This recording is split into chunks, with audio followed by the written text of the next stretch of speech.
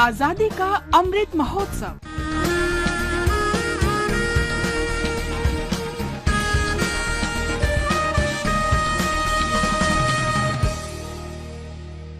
आजादी का सफर आकाशवाणी समाचार के साथ। आज की कड़ी में हम गांधीवादी स्वाधीनता सेनानी गंगाधर राव बालकृष्ण देशपांडे का स्मरण कर रहे हैं। उनका निधन 30 जुलाई 1960 को हुआ था। गंगाधर राव ने कर्नाटक और महाराष्ट्र के लोगों के दिलों में देशभक्ति की भावना को प्रोत्साहित करने में महत्वपूर्ण भूमिका निभाई।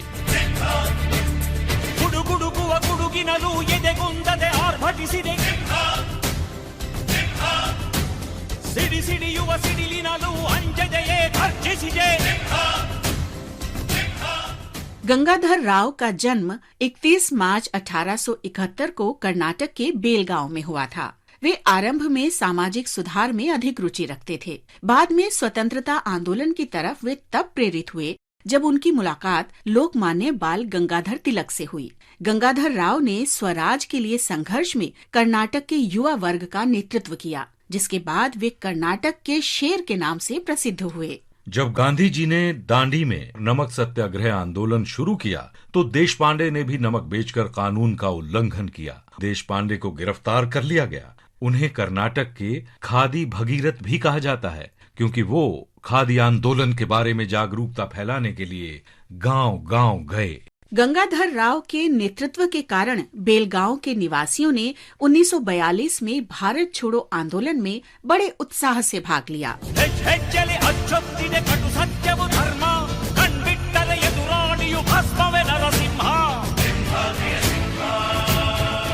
30 जुलाई 1960 को गंगाधर राव बालकृष्ण देशपांडे का निधन हो गया। इस महान राष्ट्रवादी नेता को हमारा शत शत नमन।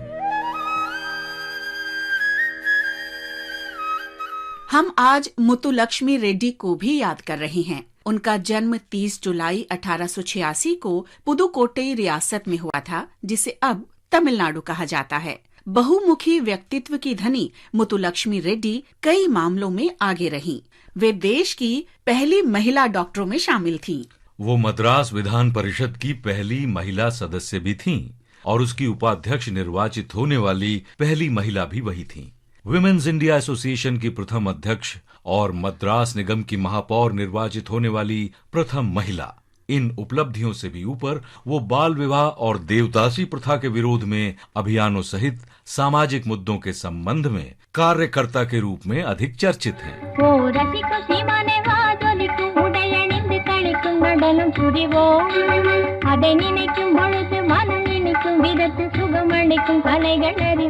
मुत्तुलक्ष्मी के पिता एस नारायण स्वामी अय्यर महाराजा कॉलेज के प्राचार्य थे। वे मुत्तुलक्ष्मी की मां देवदासी चंद्रामल के साथ विवाह के कारण अपने परिवार से बहिष्कृत थे।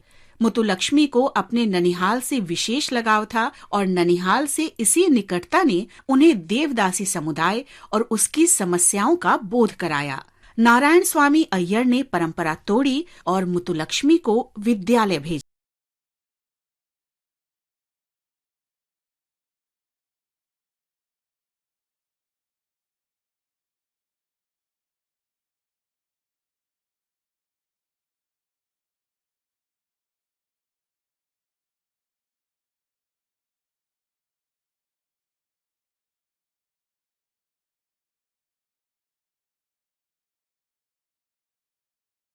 लक्ष्मी ने मैट्रिक परीक्षा उत्तीर्ण की तो उन्होंने महाराजा कॉलेज में प्रवेश के लिए आवेदन किया, लेकिन उनके आवेदन का विरोध किया गया क्योंकि अधिकारियों के मुताबिक इससे कॉलेज का माहौल खराब हो जाता। लेकिन पुदुकोट्टई के महाराजा ने उन आपत्तियों को अस्वीकार कर दिया और मुत्तुलक्ष्मी को कॉलेज में प्रवेश दे दिया। उन्होंने मुत्तुलक्ष्मी को छात्रवृत्ति भी दी।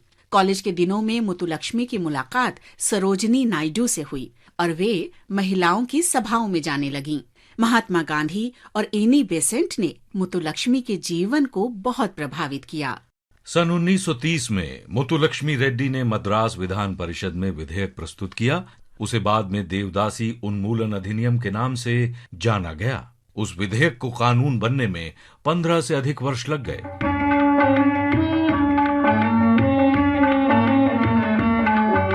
मुत्तुलक्ष्मी रेड्डी जीवन भर महिलाओं के सशक्तिकरण के लिए काम करती रहीं। 22 जुलाई 1968 को उनका निधन हो गया। भारत की इस महान बेटी को शत शत नमन। इसके साथ ही आजादी का सफर आकाशवाणी समाचार के संग की आज की ये कड़ी संपन्न होती है। कल फिर मिलेंगे एक नई कड़ी के साथ।